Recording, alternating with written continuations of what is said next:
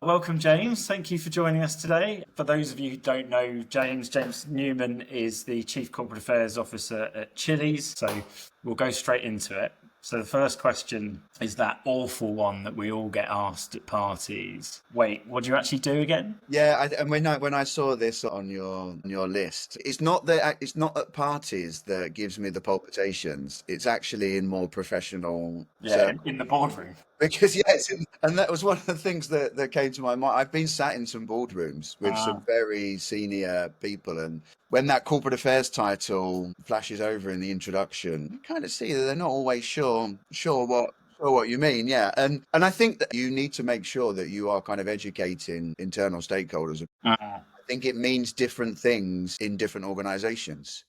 I came up through that corporate financial comms investor relations. ah. And so I guess that leads me into answering the question of is I always say to people, what do we do? We are, reputation advisors. And that in itself doesn't really answer the question because you then need to talk about, well, what are the levers and the functions that do that? So it's for me, it's strategic comms. We do strategic comms, but you're really focusing on who are the big audiences and who are those people that are actually going to shape and have a say in the future of your company or reputations. And that's why in different, I normally work in regulated businesses. And what shareholders cared about is how are we engaging with the issues around policy that were going to allow us to continue to grow as a company, and how are you influencing your reputation and how you're perceived with that audience.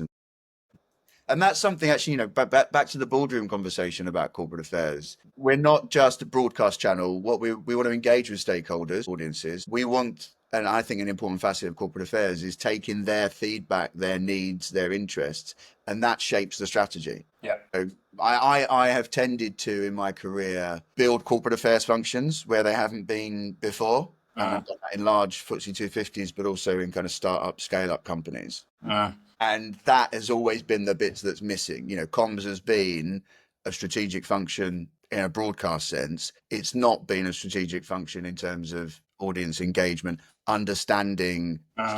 stakeholders, and then feeding that into shaping what the company does with their strategy. Yeah.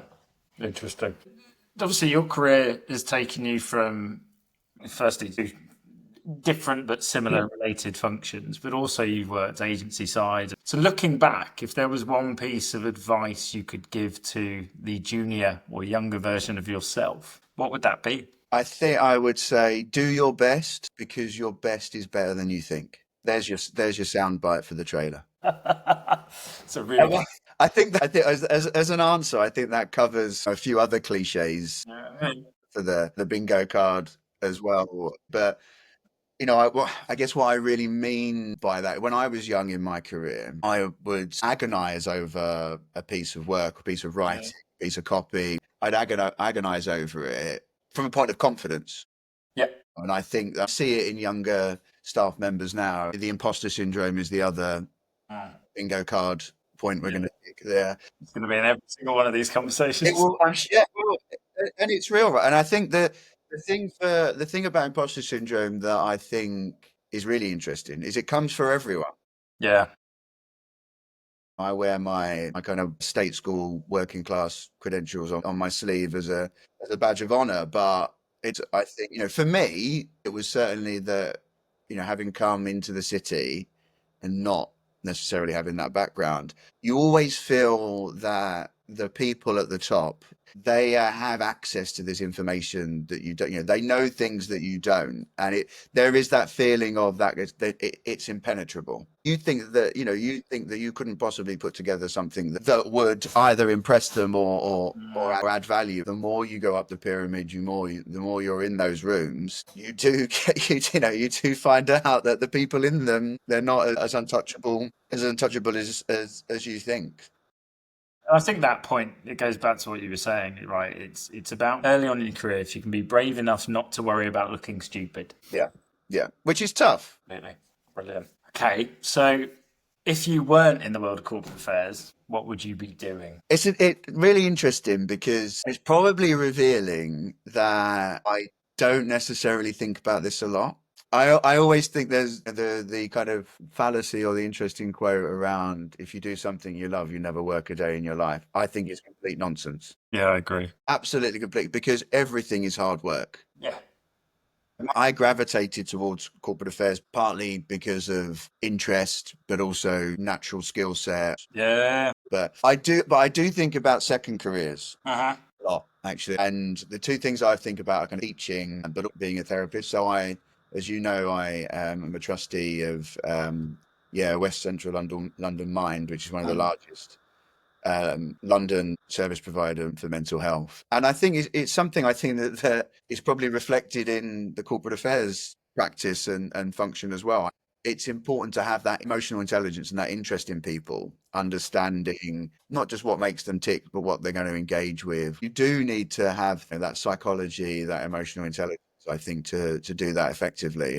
We are, I think, privileged to be living in 2025, where there is so much more of a knowledge and discussion around mental health than there has been previously. When we started out and were coming up, it was, there's things that happened. Different conversation. Yeah, things that I saw on a trading floor, an investment bank, or in a PR agency just wouldn't happen now, and for good. And that is a good thing.